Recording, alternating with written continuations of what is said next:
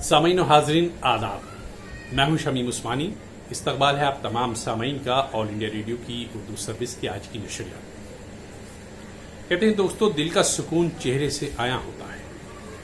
जब आपके दिल के अंदर सुकून होता है तो चेहरा आपका खुद ब खुद खूबसूरत नजर आने लगता है। और वो जो चेहरे का सुकून है उसकी कोई मिसाल नहीं। लेकिन दिल में सुकून जब ही होगा जब आपका दिल वुसअत लिए हुए हो, जब आपके दिल में दूसरों के लिए हमदर्दी का जज्बा हो, माफ करने की ताकत आप रखते हैं। जबकि आप बदला ले सकते हैं, उस वक्त में अगर आप माफ करने की ताकत रखते हैं तो यकीन कीजिए कि आप बहुत बड़े दिल के मालिक हैं। और दिल के मालिक होने का मतलब ये है कि आप उसके साथ भलाई का मामला करें जो आपके साथ बुराई का मामला करता हो। तो फिर जो सुकून आपको मिलेगा वो आपके चेहरे के जो ग्लो है उससे आया हो जाएगा और उसकी मिसाल मिलनी मुश्किल होगी। यहाँ दोस्तों, हमारी कोशिश यही है कि आपके चेहरा भी हशाश बशाश रहे, आपका दिल भी जमा रहे और सेहतमंद रहे और आप एक मुस्बत सोच के साथ आगे बढ़ें। आइए फिलहाल तो एक नज़र डालते हैं अब तक की अहम सुर्खियों पर। अहम खबरों की सुर्खियां लेकर मैं हूं आपके साथ फूला पंडिता। आदाब। वज़ीर-ए-आज़म जनाब नरेंद्र मोदी ने कोविड-19 से मुतालिक मज़ीद तबादले ख्याल के लिए आज बाकी 15 रियासतों और मरकज़ी इंतज़ाम वाले इलाकों के साथ गुफ्तगू की। भारत उन मुल्कों में शामिल है जहां कोरोना वायरस से कम अमवात हुई हैं। वज़ीर-ए-आज़म रियासतें और मरकज़ के ज़ेर इंतज़ाम इलाके निजी इदारों के साथ सरगर्म शराकत दारी करें। मरकज़ लद्दाख खित्ते के गलवान इलाके में चीन के फौजियों के साथ झड़प, 20 सिपाही शहीद और चीन के 43 फौजी हलाक। श्रीनगर लेह कौमी शाहरा आमद रफ्त के लिए बंद। वज़ीर-ए-आज़म जनाब नरेंद्र मोदी ने राजनाथ सिंह, एस जयशंकर, अमित शाह और निर्मला सीतारमन से मीटिंग की। वज़ीर दिफा ने भी खारिजी अमूर के वज़ीर, आर्मी सरबराह, बहरी सरबराह, दिफा के सरबराह और दीगर सीनियर एहलकारों के साथ की मीटिंग। पाकिस्तान ने LOC पर फिर मोर्टार दागे। अब तक पाकिस्तान ने इस साल 2000 बार जंगबंदी की खिलाफ वर्जी की। वज़ारत सेहत ने मुल्क में कोविड-19 की जांच की सलाहियत में किया इजाफा। अब रोज़ाना 3 लाख टेस्ट किए जाएंगे। वज़ीर-ए-आज़म जनाब नरेंद्र मोदी और कनाडा के इनके हममनसब ने आलमी सेहत तंजीम समेत कसीर मुल्की इदारों को मुस्तहकम किए जाने पर दिया जोर। मुल्क में कोविड-19 मरीजों के सेहतयाब होने की शरह 52.8%। अब तक मुल्क में कोविड के 1,86,935 मरीज हुए सेहतयाब। सरगर्म केसों की तादाद 1,53,178। पिछले 24 घंटों के दौरान 6,922 मरीज हुए सेहतयाब। पूरे आलम में कोरोना वायरस से मुतासर अफराद की तादाद 80 लाख से कर गई तजावुज़। और जुनूब मगरबी मानसून मुल्क के कई इलाकों तक पहुंच गया है। ये थी अहम खबरों की सुर्खियां। सोशल मीडिया लाइव के जरिए हम ऑल इंडिया रेडियो की उर्दू सर्विस से दोस्तों आपसे मुखातिब हैं। आइए सुनते हैं डॉक्टर की सलाह। मेरे सारे लिसनर्स को मेरा नमस्कार। मैं आज एक सबसे बर्निंग टॉपिक जो पूरे वर्ल्ड में चल रहा है, कोरोना वायरस डिजीज़, उसके बारे में थोड़ा आपको बताना चाहता हूँ। कोरोना वायरस मैं कोरोना वायरस के बारे में बताना चाहता हूँ। कोरोना वायरस जो है एक ग्रुप ऑफ वायरस है जिसके अंदर बहुत सारे वायरस आते हैं, जैसे सार्स हो गया, मर्स हो गए और कोविड-19 है। जो कि कोविड-19 जो है उसके स्ट्रेन के थ्रू ये कोरोना वायरस डिजीज़ अभी वर्ल्ड में हो रहा है और ये काफ़ी रेसिस्टेंट स्ट्रेन है जो कोरोना वायरस का है। और इसकी वजह से जो इन्फेक्शन है वो नॉन ट्रीटेबल है और इसके लिए बस हम प्रिवेंशन की बातें कर सकते हैं। सबसे पहले मैं आपको इसके सिम्टम्स के बारे में बताना चाहूँगा, जो कि मेजर सिम्टम्स और माइनर सिम्टम्स हैं। मेजर सिम्टम्स में मेनली आपको फीवर है जो कि हाई ग्रेड फीवर होता है और उसके साथ शॉर्टनेस ऑफ ब्रेथ होती है जो कि सांस लेने की तकलीफ हो और ड्राई कॉफ हो सकता है। और माइनर सिम्टम्स में आपको स्नीजिंग हो सकती है, राइनोरिया हो सकता है या फिर स्टफी नोज हो सकते हैं, लॉस ऑफ टेस्ट सेंसेशन हो सकता है या फिर किसी चीज़ की स्मेल नहीं आना, ऐसी चीज़ें हो सकती हैं। अगर मुझे वो मेजर सिम्टम्स आते हैं तो हमें इमीडिएटली डॉक्टर को कंसल्ट करना है और डॉक्टर जो हमें सलाह दें उसके थ्रू हमें काम करना है, या कुछ टेस्ट कराना है तो टेस्ट कराना है। अब हमें ये बताना है, जैसे कि ये तो हो गए हम सिम्टम्स की बातें हो गई। अब मेजर हमारा ये है गोल कि हमें अब बात करनी है प्रिवेंशन की। तो आप लोग देख रहे हैं अभी प्रिवेंशन में सबसे इम्पोर्टेंट चीज़ है कि आपको जो है, जो हमारा बता रहे हैं सोशल डिस्टेंसिंग, जो हमें डिस्टेंस बना के रखना है, और हमें जो है क्या बोलते हैं, जैसे हैंड वॉश करना है प्रॉपरली कम मिनिमम 20 सेकेंड्स के लिए। इसमें आपको 2-3 बातें मैं बता दूं, जैसे कि एक वायरस क्या होता है, इनक्यूबेशन पीरियड जो कोरोना वायरस का है वो 2 to 14 डेज है। मतलब इसमें वायरस से कॉन्ट्रैक्ट होना और डिजीज होने के बीच का ये टाइम पीरियड होता है। तो कोरोना वायरस का जो मिनिमम देखा गया average time of incubation period है वो मिनिमम 5 डेज है। इसलिए जो अभी गवर्नमेंट ने किया है लॉकडाउन वो 21 डेज का किया है, जिसमें 14 डेज कवर होके वो हमारा इंक्यूबेशन पीरियड चला जाए और जो है प्रॉब्लम से हम दूर रहें और जो ट्रांसमिशन चेन है वो ब्रेक हो जाए।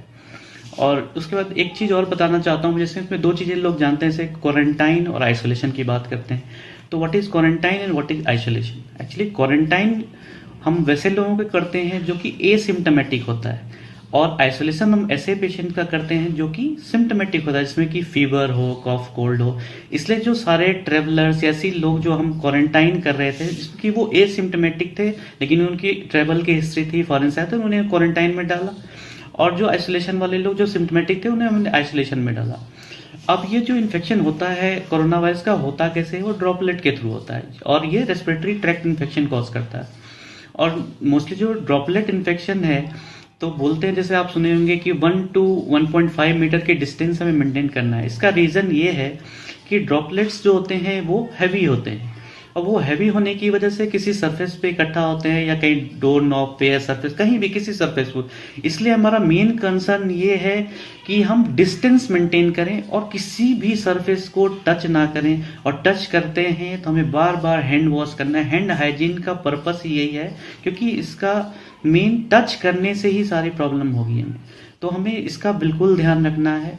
और एक चीज़, अभी इसका कोई ट्रीटमेंट तो है नहीं, तो हमें बस इसका ये ख्याल रखना है, हम ये डिस्टेंसिंग, हैंड वॉश, मतलब मास्क यूज़ करना, ऐसी चीज़ें, किसी को स्नीजिंग हो या तो दूर रखना, या कफ कर रहे हो तो हैंड से ऐसे करके कवर करके खांसी करना, ऐसी चीज़ें हमें करनी है। और इम्पॉर्टेंट बात इसमें ये भी है कि हमने देखा है 80% of patients corona virus disease में बाहर निकल आते हैं बिना किसी दिक्कत के। बस जो 20% में जो वो पेशेंट्स हैं जो कि इम्यूनो कॉम्प्रोमाइज्ड हो, या फिर किसी को डायबिटीज़ हो, HIV हो, या फिर कोई प्रेग्नेंट लेडी हो, किसी CKD हो, किडनी, ऐसे पेशेंट्स को, ओल्ड पेशेंट्स या बच्चे हों, ये सब ज़्यादा प्रोन होते हैं। तो उनके लिए हमें ज़्यादा ख्याल रखना है, उनको ज़्यादा केयर करने की ज़रूरत है, उनको ज़्यादा आइसोलेशन में जाने की ज़रूरत है। तो मोस्टली हमें यही ध्यान रखना है, आप लोग भी खुश रहें, घर पे रहें और अपना स्वास्थ्य का ख्याल रखें। हमें आपसे यही निवेदन है, और नमस्कार।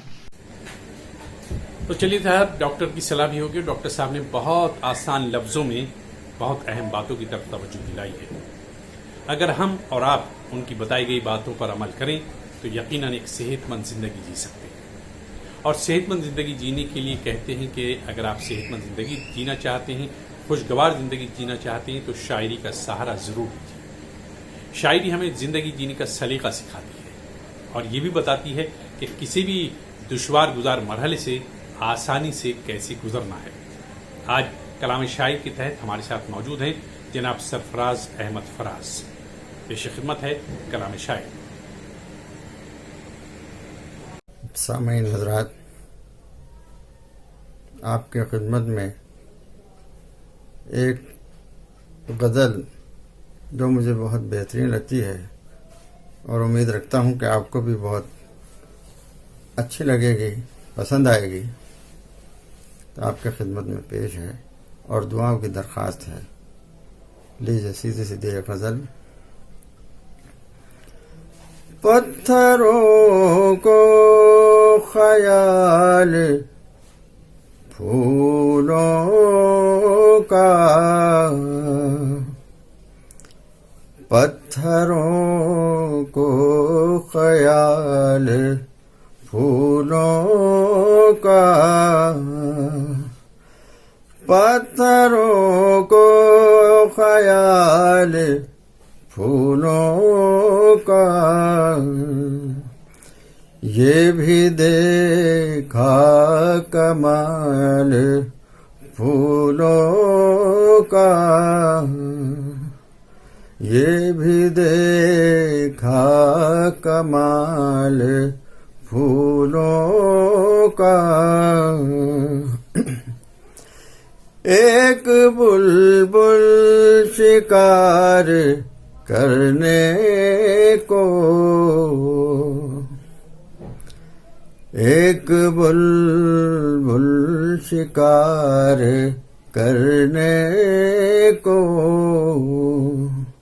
लोग लाए हैं जाल फूलों का। एक बुलबुल शिकार करने को, लोग लाए हैं जाल फूलों का। अब चमन की खुदा ही खैर करे, अब चमन की खुदा ही खैर करे। उसने पूछा है हाल फूलों का, अब चमन की खुदा ही खैर करे। उसने पूछा है हाल फूलों का। और बतौर खास पेश खिदमत है, मुलाहिजा फरमाएं। जब से वो शहर में पधारे हैं,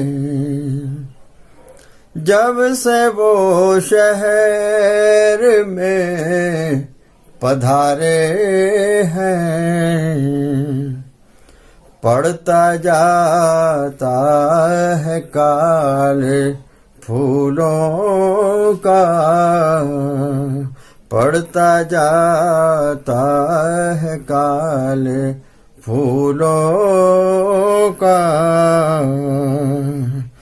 और गजल का आखिरी शेर पेश खिदमत है, मुलाहिजा फरमाएं। जब भी खुशबू हुई है आलूदा, जब भी खुशबू हुई है आलूदा, जब भी खुशबू हुई है आलूदा, चेहरा देखा निढाल फूलों का, चेहरा देखा निढाल फूलों का। और गजल का मख्ता पेश खिदमत है, मुलाहिजा फरमाएं। आग लहजे फराज फूल बने, आग लहजे फराज फूल बने, आग लहजे फराज फूल बने। आए ऐसा भी साल फूलों का, आग लहजे फराज फूल बने। आए ऐसा भी साल फूलों का, पत्थरों को ख्याल फूलों का, ये भी देखा कमाल फूलों का। एक बुलबुल शिकार करने को, एक बुलबुल शिकार करने को, लोग लाए हैं जाल फूलों का, लोग लाए हैं जाल फूलों का। यकीनन दोस्तों, सरफराज अहमद फराज साहब के कलाम से आप महसूस हुए होंगे, अंदाजा हुआ होगा कि शायरी में क्या क्या औसाफ है जो ज़िंदगी जीने का सलीका भी सिखाती है और ज़िंदगी जीने का करीना भी बताती है। फिलहाल हमारे साथ मारूफ मुसन्निफ़ा, अदीबा और ब्लॉगर मौजूद हैं, मोहतरमा राना शफी, एक नए और खूबसूरत मौजू के साथ इज़हार ख्याल की, जो यकीनन आपकी मालूमात में इजाफे का सबब भी बनेगा। आज मैं आपसे ट्री ऑफ लाइफ के बारे में बात करना चाह रही हूँ। ट्री ऑफ लाइफ जो है वो जितने हमारे मजहब हैं, चाहे वो हिंदुज्म हो, बुद्धिज्म हो, जैनिज्म हो, इस्लाम हो, क्रिश्चियनिटी है, सब में किसी न किसी शक्ल में आपको ट्री ऑफ लाइफ मिल जाएगी। हिंदुइज्म और जैनिज्म में तो उसको कल्पावृक्ष कहते हैं और उसका बहुत मानते हैं। इस्लाम में एक कंसेप्ट है तूबा का, कि तूबा का पेड़ जो जन्नत में है। और क्रिश्चियनिटी में तो जैसे मैंने आपसे कहा कि मैं विंचेस्टर चैपल गई थी इंग्लैंड में, वहाँ के ऊपर मैंने बहुत ही खूबसूरत टिपेस्ट्री खरीदी ट्री ऑफ लाइफ की। तो और ये ट्री ऑफ लाइफ, क्योंकि जब भी कोई चीज़ एक सी होती है सब में, तो मुझे बहुत ही ज़्यादा पसंद आती है, जो हमारी मिली जुली जिसको हम तहजीब कहते हैं। तो मैं गुजरात गई और गुजरात में तो खैर सिद्दी सैयद की जो मस्जिद है और उसकी जो जाली है ट्री ऑफ लाइफ वाली, वो तो दुनिया में जग मशहूर है, उसको तो कौन नहीं जानता। IIM अहमदाबाद ने उसको अपना लोगो बना रखा है। तो वहाँ मैं गई और उसके बाद जब मैं वहाँ के बाकी इमारतों में मैंने घूमना शुरू किया तो मैंने देखा कि गुजरात में ट्री ऑफ लाइफ जो है वो हर जगह मौजूद है। चाहे वो कल्पवृक्ष कहिए उसको, कल्पवृक्ष कहिए, चाहे आप तूबा कहिए, लेकिन हर जगह मौजूद है। और यही हमारी गंगा जमनी तहजीब की खूबसूरती है कि हम एक दूसरे के साथ मिलके किस तरह से रह रहे। कुछ वहाँ पे मस्जिदें थी जिसमें कलश और नारियल भी था, उसको भी इन्होंने खूबसूरती से अपने उसमें मिला लिया है। बल्कि अगर आप देखें तो जामा मस्जिद दिल्ली की जो है उसमें तो जो वो है गुम्बद है, उसमें तो उल्टा कमल तो है ही, जो फीनेल और लोटस, अपटर्न लोटस है उसकी गुम्बदों पे। ताजमहल में भी है। तो ये जो है इसी को मैं एक्सप्लोर करना चाह रही हूँ। तो चलिए हम आपको थोड़ी सी इसकी तस्वीरें दिखाते हैं। तो ये जो है ये ट्री ऑफ लाइफ है जो मैंने इंग्लैंड में ख़रीदी थी, विंचेस्टर चैपल में। अगर आप देखिए तो कितनी खूबसूरत ये ट्री ऑफ लाइफ है। और ये जो है वो तो खैर जग मशहूर सिद्दी सैयद की जाली है। ये कल्पावृक्ष जावा में एक मंदिर पर है। और ये जो है ये तूबा का एक पेंटिंग है, जो तूबा जिसको कहते हैं पेड़ जो है वो जन्नत में है, ये तूबा की पेंटिंग है। अब चलिए हम आपको दिखाते हैं कि अहमदाबाद में किस तरह की ट्री ऑफ लाइफ है। अब ये सब मस्जिदों के ऊपर बना हुआ है। देखिए आपको यहाँ पे कलश भी दिख जाएगा और इस कलश में से ट्री ऑफ लाइफ निकल रही है। ये देखिए आप, ये सब गुजरात की एक एक मस्जिदों में, वहाँ के मीनारों में ये ट्री ऑफ लाइफ बनी हुई है। अब इसको आप जो भी नाम देना चाहें, कल्पावृक्ष कहिए।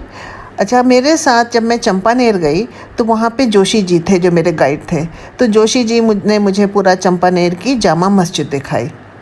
और जामा मस्जिद में जब हम गए तो उन्होंने अलग अलग मुझे सब दिखाया। ये कल्पावृक्ष के बारे में उन्होंने ही बताया। और उसके बाद उन्होंने जामा मस्जिद के मेहराब के सामने उन्होंने कहा रुक जाइए।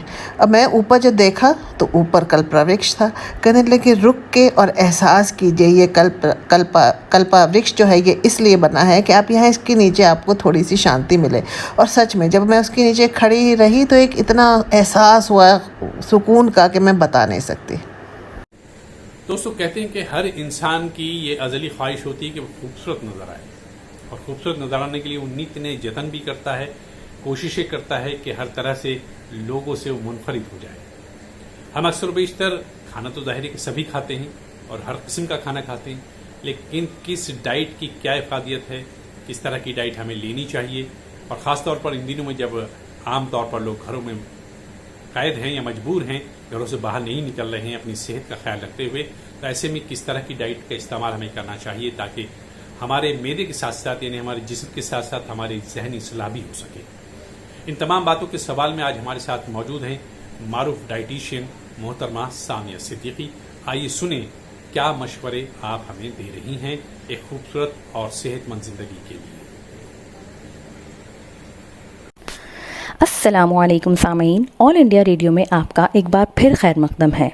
मैं सामिया सिद्दीकी जो कि पेशे से एक डाइटिशियन हूँ, हाजिर हुई हूँ आप लोगों के लिए कुछ हेल्दी एंड न्यूट्रिशियस टिप्स लेकर, जो कि आपको इस लॉकडाउन के चलते बहुत मददगार साबित होंगे, ऐसा मैं उम्मीद करती हूँ। आजकल के टाइम में जबकि हम लोग जिम नहीं जा सकते या नॉर्मल वॉक पर भी नहीं जा सकते, तो खाने पीने में ऐसा क्या ख्याल रखा जाए कि वज़न भी ना बढ़े, ब्लड प्रेशर भी कंट्रोल रहे और जिन लोगों को डायबिटीज़ है वो भी कंट्रोल रहे। तो आप कुछ चीज़ों का ख़ास तौर पर ध्यान रखें। सबसे पहले अपने खाने के शेड्यूल को बदलें। जैसा कि हम लोग नॉर्मली 3 टाइम खाना खाते हैं, तो मैं आप लोगों को सजेस्ट करूँगी कि आप हर 2-2 या 3-3 घंटे बाद कुछ ना कुछ खाते रहें। थोड़ा थोड़ा खाएंगे तो उससे आपका डाइजेस्टिव सिस्टम भी ठीक रहेगा, वज़न भी ज़्यादा बढ़ने के चांसेस कम हो जाएंगे। तो हम स्टार्ट करते हैं अपना ब्रेकफास्ट से। तो ब्रेकफास्ट में आप हेल्दी ऑप्शंस चूज़ कर सकते हैं, जैसे कि दलिया, ओट्स, बेसन या दाल का चीला, पोहा, पराठे, पूरी, कचौड़ी से परहेज़ रखें। फिर ब्रेकफास्ट के 2 से ढाई घंटे बाद आप कोई मौसमी फल खा लें, जैसे कि अमरूद, पपीता, सेब या अंगूर। जो लोग डायबिटिक हैं वो अंगूर, केला, चीकू का परहेज़ करें। कोशिश करें कि कुछ ऐसा लें जिसमें विटामिन सी की भरपूर मकदार हो। यह आपकी इम्यूनिटी इम्प्रूव करेगा, जैसे कि नींबू पानी, ऑरेंज जूस, या आप संतरा या अमरूद भी भरपूर मात्रा में खा सकते हैं। ये फल भी विटामिन सी रिच होते हैं। फिर बारी आती है दोपहर के खाने की, यानी कि लंच की। तो आप हमेशा सलाद भरपूर मकदार में शामिल करें। इससे आपको फ़ाइबर मिलेगा, जो कि आपको आपका वेट मेंटेन करने, शुगर मेंटेन करने और यहाँ तक कि आपका ब्लड प्रेशर कंट्रोल करने में बहुत ज़्यादा फ़ायदेमंद साबित होगा। खाना बनाते वक्त अपने घी या तेल का इस्तेमाल कम से कम रखें। अगर हम रिसर्चर्स की माने तो रिसर्चर्स कहती हैं कि छोटे 3 चम्मच तेल के एक आदमी के लिए काफ़ी है। तो इस चीज़ का बहुत अच्छे से ध्यान रखना है ताकि आपका कोलेस्ट्रॉल लेवल भी कंट्रोल में रहे। शाम की चाय के साथ तली भुनी चीज़ें, नमकीन, चिप्स, बेकरी या चॉकलेट, बिस्किट का परहेज़ करें। आप अपना शाम का स्नैक्स भुना चना, भेलपूरी या चने की चाट के साथ रिप्लेस कर सकते हैं। जो लोग चाय नहीं पीते उनके लिए lemon tea, green tea, black T या ब्लैक कॉफ़ी बहुत फ़ायदेमंद साबित होगी। इन सब में एंटीऑक्सीडेंट्स होते हैं जो अगेन आपकी इम्यूनिटी बूस्ट करने में हेल्प करेगा। डिनर में भी आप सलाद ज़रूर शामिल करें और दही 1 कटोरी। जो लोग रात में दही नहीं खाते या जिनको रात में दही सूट नहीं करती, वो अपने लंच में दही ज़रूर ऐड करें। दही में आपकी high protein, high quality protein और सबसे इम्पॉर्टेंट प्रोबायोटिक होता है, जो कि आपके इंटेस्टाइन यानी कि गट को हेल्दी रखते हैं। ध्यान रखें कि रात का खाना कम से कम सोने से 3 घंटे पहले खा लें, ताकि खाना हज़म हो जाए और सुबह उठकर आपको भारीपन महसूस ना हो। उसके अलावा पानी के 8 से 10 ग्लास ज़रूर पिएं। आप जितना पानी पिएंगे उतना ही आपका स्किन ग्लो करेगी, डाइजेस्टिव सिस्टम अच्छा रहेगा और आप हाइड्रेटेड रहेंगे। बीच बीच में गर्म पानी भी पीते रहें। फ्रिज की रखी ठंडी चीज़ों से परहेज़ करें। मक्खन, घी, क्रीम का इस्तेमाल कम से कम करें। अपने रूटीन में नींबू पानी, जलजीरा वाटर, डिटॉक्स वाटर शामिल करें। टाइम से खाएं और टाइम से सोएं। लेट नाइट सोना और लेट नाइट उठना आपकी हेल्थ को इफ़ेक्ट कर सकता है। उम्मीद है ये छोटी छोटी और बेसिक टिप्स आपके लिए बहुत हेल्पफुल साबित होंगे। आप अपने डाउट्स या सवाल नीचे कमेंट्स बॉक्स में छोड़ सकते हैं। आज के लिए इतना ही। अल्लाह हाफ़िज़। यकीनन आपने सुना सामिया साहिबा क्या फरमा रही थी कि किस तरह की ग़िज़ा हमें इस्तेमाल करनी चाहिए कि जो जल्द हज़म भी हो और हमारे जिस्म को और हमारी सेहत को, हमारे जहन को उसका फ़ायदा भी पहुँचे। कहते हैं दोस्तों कि हर बड़े आदमी के अंदर एक बच्चा मौजूद होता है और हर एक की ख्वाहिश होती है कि वो एक बार फिर से बच्चा बन जाए। आज हमारे साथ एक नन्ही फनकारा मौजूद हैं, युसरा फातिमा। आपका ताल्लुक महाराष्ट्र से है, आपके रूबरू पहले भी पेश हो चुकी हैं, लेकिन आज एक कहानी के साथ वो आपसे मुखातिब हैं। तो आइए सुने उनकी कहानी उन्हीं की ज़बानी। आदाब, मैं युसरा फातिमा जफर अहमद जमाते जहरुम की तालिब इल्म हूँ। मैं sir Syed Ahmad Khan Urdu primary school Maharashtra जिले में शेर तालीम हूँ। सामान्य हजरात, मैं आप सबके सामने एक छोटी सी कहानी सुनाना चाहती हूँ। तवज्जो फरमाएं। किसी गांव में एक किसान रहता था। वो सुबह सुबह अपने खेत के काम के लिए जाता और शाम को लौट आता। एक मर्तबा वो खेत में हल चला रहा था कि उसे वहाँ एक हीरा मिला। हीरा पाकर किसान बहुत खुश हुआ और सोचने लगा, मैं ये हीरा बेचकर खूब रुपया कमाऊंगा, शहर जाकर रहूंगा, अपने बच्चों को पढ़ा लिखा कर बड़ा आदमी बनाऊंगा। किसान सीधा जौहरी के पास गया। जौहरी ने जब हीरा देखा तो हैरान रह गया। उसने किसान से पूछा, तुम्हें ये हीरा कहाँ से मिला? किसान ने उसे पूरी कहानी सुना दी। जौहरी ने पूरी कहानी सुनने के बाद कहा, मेरे पास इतनी रकम नहीं है कि मैं ये हीरा खरीद सकूं। तुम ये हीरा लेकर बादशाह सलामत के पास जाओ। किसान वहां से बादशाह सलामत के दरबार में पहुंचा। किसान ने बादशाह सलामत को सारी हकीकत बताई और हीरा बादशाह के सामने रख दिया। हीरा देखकर बादशाह हैरान रह गया, क्योंकि उसके खजाने में भी इतना कीमती हीरा नहीं था। कुछ देर बाद बादशाह सोचता रहा और बोला, मेरे खजाने में भी इतना कीमती हीरा, मेरे खजाने में कीमती मोती और अशर्फिया है। मैं तुम्हें 1 घंटे की मोहलत देता हूँ, तुम वहाँ जाकर जो लेना चाहो वो ले लो। किसान ने कहा, जैसा बादशाह हुक्म दे। बादशाह ने अपने नौकर से कहा, उसे खजाने वाले कमरे में पहुंचा दो और 1 घंटे के बाद बाहर निकाल दो। नौकर ने किसान को खजाने के कमरे में ले गया। किसान इतना बड़ा खजाना देखकर बहुत खुश हुआ। वहाँ एक मखमली बिस्तर बिछा हुआ था। किसान ने सोचा, अभी बहुत वक्त है, पहले थोड़ा आराम करता हूँ, फिर बाद में जो चाहूंगा वो ले लूंगा। चुनाचे वो बिस्तर पे लेटा और उसे नींद आ गई। 1 घंटे के बाद बादशाह का नौकर वहाँ आया और उसे जगा कर कहा, उठो, 1 घंटा हो चुका है, अब बाहर निकलो। किसान ने कहा, अभी तो मैंने यहाँ से कुछ भी नहीं लिया, मैं बाहर नहीं जाऊंगा। मगर नौकर ने उसे खींच कर खजाने के कमरे से बाहर निकाल दिया। किसान रोता हुआ बादशाह के पास पहुंचा और सारी बात कह सुनाई।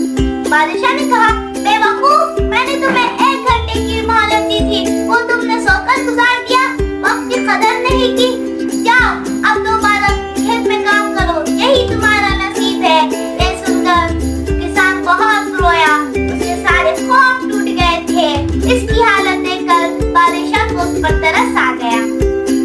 उसने किसान को ढेर सारी अशर्फियाँ दी और कहा, वक्त की कदर करना सीखो। किसान बादशाह को रहमदिली देखकर बहुत खुश हुआ। वहाँ से वो इस इरादे के साथ रुखसत हुआ कि अब हमेशा मैं पहले काम करूंगा, फिर आराम। वो कहते हैं ना, हमेशा वक्त की कदर करना चाहिए, गुजरा हुआ वक्त कभी लौट कर नहीं आता। मैं शुक्रिया अदा करना चाहती हूँ ऑल इंडिया रेडियो का, जिसने मुझे यहाँ बोलने का मौका दिया। शुक्रिया, जज़ाकल्लाह। तो चलिए साहिबो, कहानी भी हो गई और यकीनन आपने महसूस किया होगा कि बच्ची के अंदर का कॉन्फिडेंस ये बता रहा है कि बच्ची माशाल्लाह बड़ी होनहार है।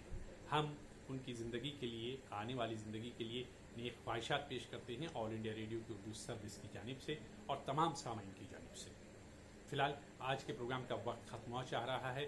हम चाहेंगे कि आपसे 2 बातें फिर वही जो इल्तिजा अक्सर मैं करता रहता हूँ आपसे, और दिन पर आप और हम अब अमल करने लगे हैं। यानी बाहर निकलिए ही मत, और अगर निकलना बहुत ज़रूरी है तो एहतियाती तदाबीर के साथ बाहर निकलिए। हाथों को बार बार धोइए, मुस्कुराते रहिए, अपनों के पास रहिए, अपनों के साथ रहिए, अपना ख्याल रखिए और अपनों का ख्याल रखिए। और फिलहाल आज के प्रोग्राम से अपने मेज़बान शमीम उस्मानी को इजाज़त दीजिए। खुदा हाफिज़।